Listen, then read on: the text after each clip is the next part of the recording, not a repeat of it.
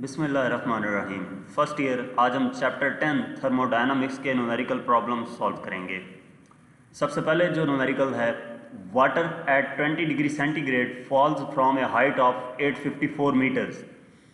If the whole energy is used in increasing the temperature, find out the final temperature. Specific heat of water is 4200 joule per kelvin per kilogram. कि water है और उसका जो temperature है 20 degree centigrade है, वो fall कर रहा है एक हाइट से, और हाइट कितनी है 854 मीटर है। अगर होल एनर्जी यूज़ की जाए टेम्परेचर इंक्रीज करने में, तो फाइनल टेम्परेचर हमारे पास क्या होगा, जबकि specific heat of water 4200 joule पर किलोग्राम पर केल्विन है। तो सबसे पहले हम इसमें डाटा नोट कर लेते हैं।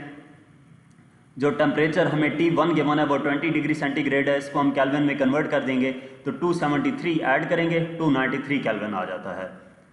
इसके बाद हमें हाइट गिवन है 854 मीटर्स की, H इक्वल टू 854 मीटर्स है, और G की वैल्यू 9.8 मीटर पर सेकेंड स्क्वायर होती है, ये आपको ऑलरेडी पता है। C specific heat of capacity of water 4200 joule per kelvin per kilogram, और T2 हमने फाइंड करना है। तो इसका सॉल्यूशन स्टार्ट करते हैं।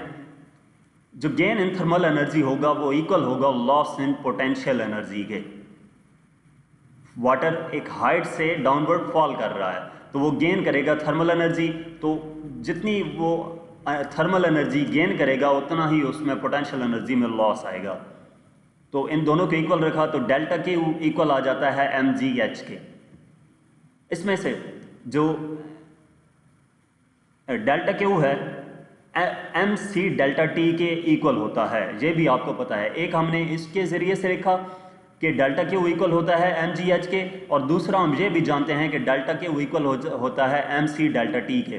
डेल्टा t को T2 माइनस T1 पुट कर दिया, तो इन दो इक्वेशंस को अगर हम कंपेयर करें तो हमारे पास mc into T2 minus T1 equal आ जाता है mgh के।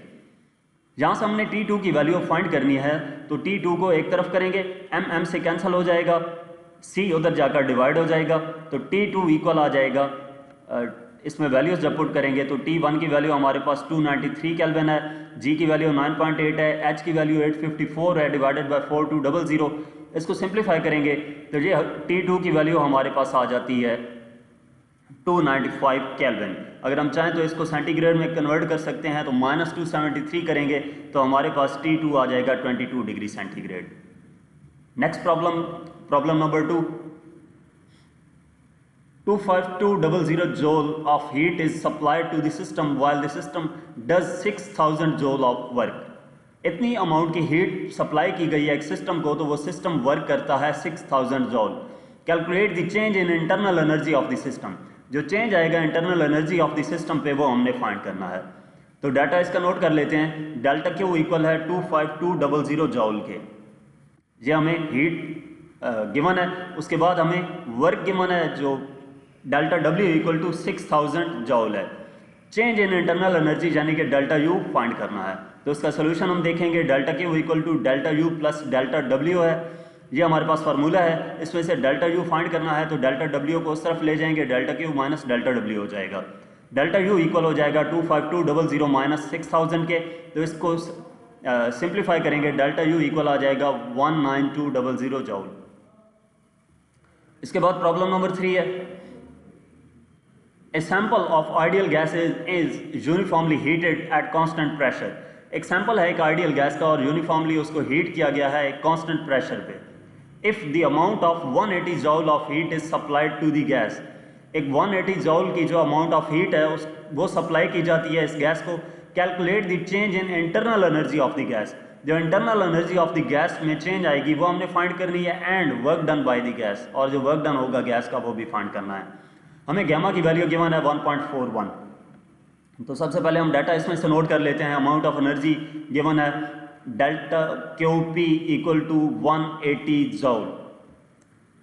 गैमा की वैल्यू 1.41 गिवन है, और डेल्टा यू हमने फाइंड करना है, इसके अलावा डेल्टा डब्ल्यू भी फाइंड करना है। तो इसका सोल्यूशन स्टार्ट करते हैं। सबसे पहले जो हमारे पास फार्मूला होता है C equal to delta Q over N delta T, तो C P equal to delta Q P over N delta T आ जाएगा।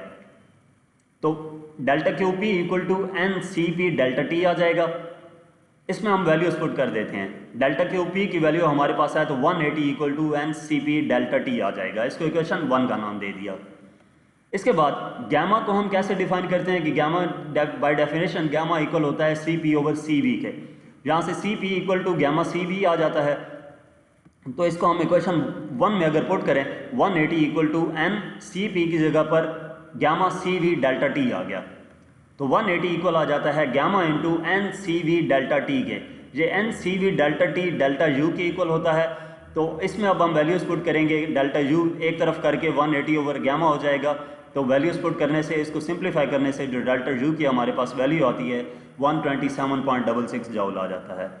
इसके बाद हमने वर्क डन फाइंड करना है। तो डेल्टा डब्ल्यू फाइंड करने के लिए डेल्टा क्यू पी इक्वल होगा delta U plus delta W के। यहाँ से डेल्टा डब्ल्यू फाइंड करना है तो डेल्टा यू इस तरफ जाकर माइनस हो जाएगा, delta W equal to delta Q P minus delta U हो जाता है। तो डेल्टा डब्ल्यू इक्वल आ जाएगा 180 माइनस 127.66। तो final answer delta W equal आ जाएगा 52.34 जॉल के। इसके बाद हमारे पास प्रॉब्लम नंबर 4 है, find the efficiency of a Carnot heat engine working between the steam and ice points. Efficiency हमने कॉर्नेट हीट इंजन की फाइंड करनी है जो वर्क कर रहा हो स्टीम और आइस पॉइंट्स के दरमियान। तो इसमें डाटा हमारे पास एज सच कोई चीज़ गिवन नहीं है, लेकिन हमें इतना पता है कि स्टीम का जो टेम्परेचर होता है T1 वो 100 डिग्री सेंटीग्रेड होता है। तो उसमें 273 ऐड करके केल्विन में कन्वर्ट कर देंगे तो 373 केल्विन आ जाएगा। इसके बाद जो टेम्परेचर ऑफ आइस होता है T आइस इक्वल आ जाएगा T2 equal to 0 degree centigrade. तो 0 प्लस 273 इक्वल आ जाएगा 273 केल्विन के। एफिशिएंसी हमने फाइंड करनी है। तो सोल्यूशन इसका स्टार्ट करते हैं। एफिशिएंसी हमारे पास इक्वल होती है 1 माइनस T2 ओवर T1 के। तो परसेंटेज के लिए हम परसेंटेज एफिशिएंसी के लिए इसको मल्टीप्लाई करेंगे 100 से। इसमें अब वैल्यूज पुट कर देंगे, वैल्यूज पुट करके हम इसको सिंप्लीफाई कर देंगे तो हमारे पास जो एफिशिएंसी आ जाएगी परसेंटेज एफिशिएंसी वो 26.8% आ जाती है। नेक्स्ट हमारे पास जो क्वेश्चन नंबर 5 है, a Carnot heat engine absorbs 2000 joule of heat from the source of heat engine at 227 degree centigrade and rejects 1200 joule of heat during each cycle of sink. Calculate efficiency of engine temperature of sink and amount of work done during each cycle. एक Cornet heat engine है और वह absorb करता है 2000 joule heat का। Source of the heat engine जिसका temperature 227 degree centigrade है और वो रिजेक्ट कर रहा है 1200 जॉल हीट हर साइकिल के दौरान। हमने एफिशिएंसी उस इंजन की फाइंड करनी है। Temperature of sink, calculate efficiency of engine, temperature of sink and amount of work done during each cycle. तो इसमें जो डाटा है सबसे पहले हमें Q1 जो हीट गिवन है, जो हीट वो एब्जॉर्ब कर रहा है 2000 जॉल है। टेम्परेचर जो Q2 है वो 1200 जॉल है जो सिंक को वो हीट प्रोवाइड कर रहा था, यानी कि वो रिजेक्ट करता है तो सिंक में हीट चली जाती है। तो Q1 2000 जॉल आ गया और Q2 1200 जॉल आ गया। इसके बाद टेम्परेचर हमारे पास है T1 220 डिग्री सेंटीग्रेड है, इसको केल्विन में कन्वर्ट कर देंगे तो 500 केल्विन आ जाएगा। और एफिशिएंसी हमने ए पार्ट में फाइंड करनी है, calculate efficiency of the engine. दूसरा हमने T2 temperature of the sink find करना है और तीसरा अमाउंट ऑफ वर्क डन यानी कि W फाइंड करना है। तो इसका सोल्यूशन स्टार्ट करते हैं। सबसे पहले एफिशिएंसी फाइंड करने के लिए जो फार्मूला यूज़ करेंगे 1 माइनस Q2 ओवर Q1 है। तो इसमें परसेंटेज के लिए हम मल्टीप्लाई बाय 100 कर देंगे, वैल्यूज पुट करेंगे, इसको सिंप्लीफाई करेंगे तो आंसर हमारे पास आ जाता है 40%। जो एफिशिएंसी आई वो 40% आई। इसके बाद हमने जो T2 फाइंड करना है तो उसके लिए एफिशिएंसी इक्वल होती है 1 minus T2 over T1। T2 find करने के लिए हम T2 को एक तरफ करेंगे तो ये 1 उधर जाकर इसको इस तरफ ले आएंगे, एफिशिएंसी उस तरफ ले जाएंगे तो 1 माइनस एफिशिएंसी हो जाएगी और T2 equal to 1 minus eta into T1 आ जाएगा। अब इसमें वैल्यूज पुट कर देंगे, सिंप्लीफाई करेंगे तो हमारे पास T2 आ जाता है 300 केल्विन। इसको सेंटीग्रेड में कन्वर्ट कर लेंगे, माइनस 273 करेंगे तो 27 डिग्री सेंटीग्रेड आ जाता है। T2 भी फाइंड हो गया। सी ऑप्शन में हमने वर्क डन फाइंड करना था तो W फाइंड करने के लिए जो एफिशिएंसी है वो इक्वल होती है work done per unit charge के, पर यूनिट हीट, जो हीट उसको प्रोवाइड करेंगे। तो delta W equal to efficiency into Q1 eta into Q1 आ गया। Delta W equal to 0.4 into 2000 इसको सिंप्लीफाई किया तो डेल्टा डब्ल्यू इक्वल आ जाता है 800 जॉल के। इसके बाद न्यूमेरिकल नंबर 6 है, what is the least amount of work that must be perform to freeze 1 gram of water at 0 degree centigrade by means of refrigerator. Take the temperature of the surrounding as 37 degree centigrade. How much heat is passed on to the surrounding during this process? Least amount of work क्या होगी? That must be performed to freeze 1 gram of water. कि जब हम 1 gram of water को freeze करें 0 degree centigrade पे refrigerator के जरिए से, तो उस वक्त जो लीस्ट अमाउंट ऑफ वर्क होगी वो हमने फाइंड करनी है। टेम्परेचर जो है सराउंडिंग का वो 37 डिग्री सेंटीग्रेड है, और how much heat is passed on to this surrounding this process, यानी कि कितनी एनर्जी पास करेगी इसमें सराउंडिंग्स में इस प्रोसेस के दौरान। तो सबसे पहले हमें जो मैस गिवन है वो 1 ग्राम है, तो 1 ग्राम इक्वल टू 1 × 10⁻³ kg आ जाएगा। LF 336,000 जॉल पर किलोग्राम होगा हमारे पास। इसके बाद T1 equal to 37 degree centigrade है, ये हमें यहाँ पर गिवन है, तो 37 + 273 इक्वल हो जाएगा 310 केल्विन। T2 की वैल्यू 0 डिग्री सेंटीग्रेड होगी, तो 0 + 273 ये हमारे पास 273 केल्विन आ जाता है। वर्क डन हमने W फाइंड करना है और Q1 फाइंड करना है। सोल्यूशन इसका स्टार्ट करते हैं। तो सबसे पहले Q2 हमारे पास इक्वल होता है ML1 के। Q2 फाइंड करना पड़ेगा Q1 फाइंड करने के लिए और वर्क डन फाइंड करने के लिए। तो हमारे पास ML1 m की वैल्यू 10⁻³ थी और L1 की वैल्यू या LF जो है 336,000 है, तो ये 336 जॉल आ जाता है। EH इक्वल होगा Q2/W के, तो T2/T1 - T2 आ जाएगा। तो इसका मतलब क्या है कि इसको हम अगर इन्वर्स करें W/Q2 तो ये हो जाएगा T1 - T2/T2 के। W इक्वल आ जाएगा T1 - T2/T2 × Q2, ये Q2 उधर जाकर मल्टीप्लाई हो जाएगा। तो अब हम इसमें वैल्यूज पुट करके सिंप्लीफाई करके W की वैल्यू फाइंड कर देंगे, 45.54 जॉल आ जाता है। इसके बाद हमारे पास जब हमने Q1 फाइंड करना है, तो Q1 फाइंड करने के लिए W इक्वल होता है Q1 - Q2 के, तो Q1 इक्वल आ जाएगा Q2 + W के, तो 336 + 45.54, Q1 इक्वल आ जाएगा 381.54 जॉल के। इसके बाद नेक्स्ट हमारे पास प्रॉब्लम नंबर 7 है, calculate the change in entropy when 10 kg of water is heated from 90 degree centigrade to 100 degree centigrade. Change in temperature entropy find करना है 10 kg ऑफ वाटर का, जब उसको हीट अप करें कहाँ से 90 डिग्री सेंटीग्रेड से 100 डिग्री सेंटीग्रेड तक। स्पेसिफिक हीट ऑफ वाटर हमें गिवन है, तो डाटा हम इसका सबसे पहले नोट करते हैं। जो हमें मैस गिवन है वाटर का वो 10 kg है। टेम्परेचर T1 90 डिग्री सेंटीग्रेड है, उसको केल्विन में कन्वर्ट कर दिया। T2 100 डिग्री सेंटीग्रेड है, उसको भी केल्विन में कन्वर्ट कर दिया। तो +273 हम ऐड करेंगे केल्विन में कन्वर्ट करने के लिए, तो 363 केल्विन और 373 केल्विन आ जाता है। स्पेसिफिक हीट C हमें गिवन है ऑफ वाटर, जो 4200 जॉल पर किलो पर केल्विन पर मोल होगी। डेल्टा S हमने फाइंड करना है, चेंज इन एंट्रोपी। तो इसका solution delta Q equal to MC delta T है। डेल्टा Q इक्वल होगा MC डेल्टा T2 - T1 हो जाएगा। तो इसमें अब वैल्यूज पुट कर देते हैं, 10 4180 C की वैल्यू, ये जहाँ पर 4200 नहीं आएगा 4180 आएगा जो ऊपर गिवन है, ये मिस्टेक हुई है। तो 373 - 363 हो जाएगा।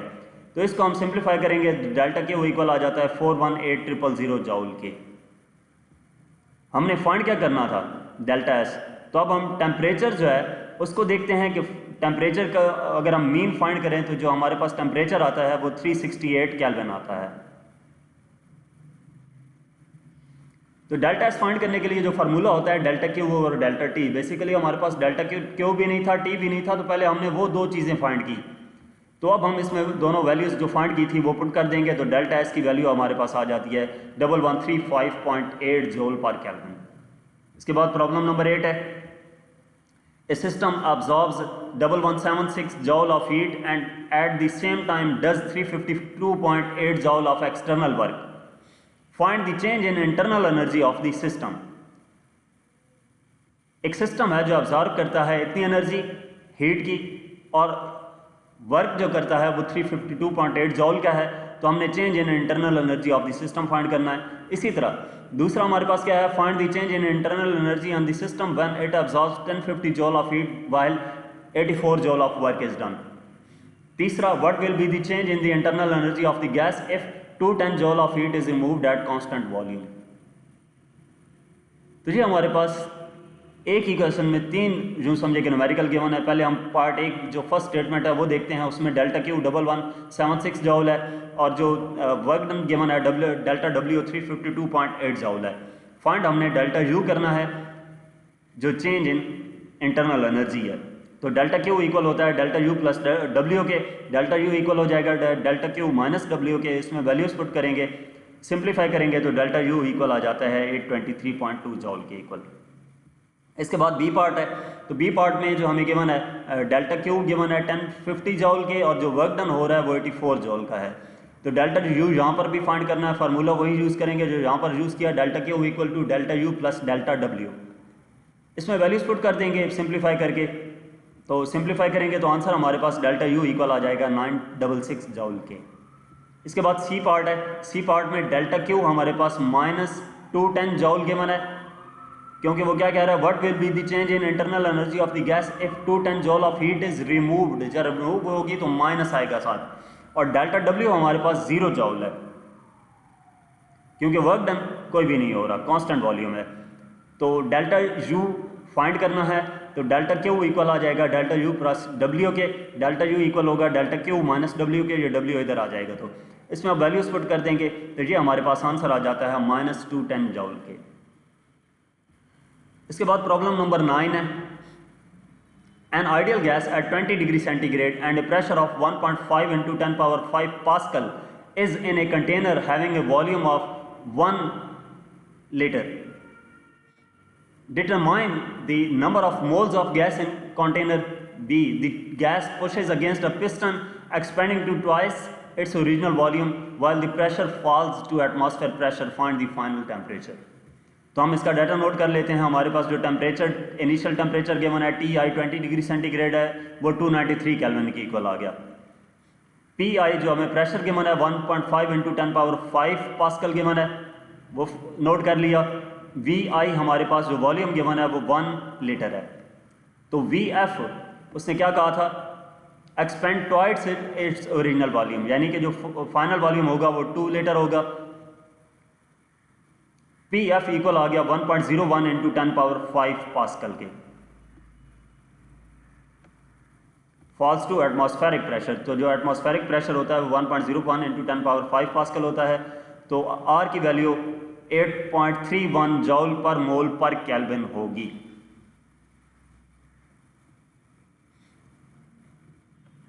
इसमें हमने A फाइंड करना है, N की वैल्यू फाइंड करनी है A पार्ट में। Determine the number of moles. B में gas push against the piston expanding twice its original volume while the pressure falls to atmosphere. Find the final temperature, यानी कि TF find करना है। तो इसका सोल्यूशन देखते हैं। PV = nRT, ये हमारे पास फार्मूला होता है। तो यहाँ से PI/VI = nRTI हो जाएगा। इसमें हम N फाइंड करना है तो N = PI/VI/RTI हो जाएगा। इसमें वैल्यूज पुट कर देंगे, सिंप्लीफाई करके N की वैल्यू हमारे पास आ जाएगी 6.16 × 10⁻² मोल।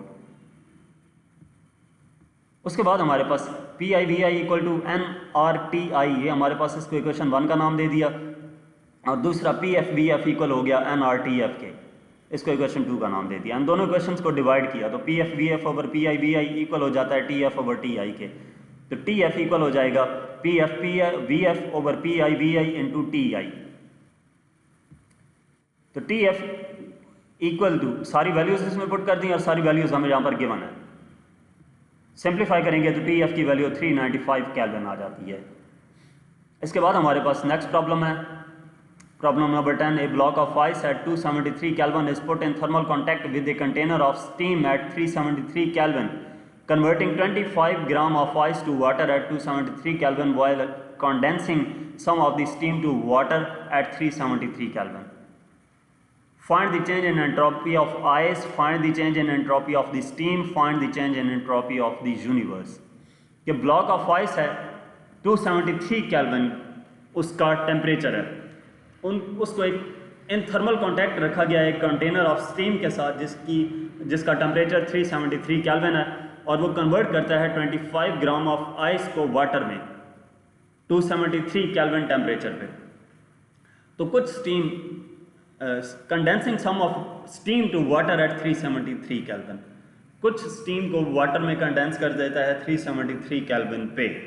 Change in entropy of ice find करना है, change in entropy of steam find करना है, और change in entropy of universe. तो डाटा हम नोट करते हैं। सबसे पहले जो टी आइस हमें गिवन है 273 केल्विन है, टी स्टीम 373 केल्विन है, जो मैस गिवन है आइस का 25 ग्राम है, उसको 0.025 किलोग्राम कर देंगे, किलोग्राम में कन्वर्ट कर देंगे डिवाइडेड बाय 1000 करके। तो एल एफ की वैल्यू हमारे पास 3.33 इंटू 10 पावर 5 जोल पर केजी होती है।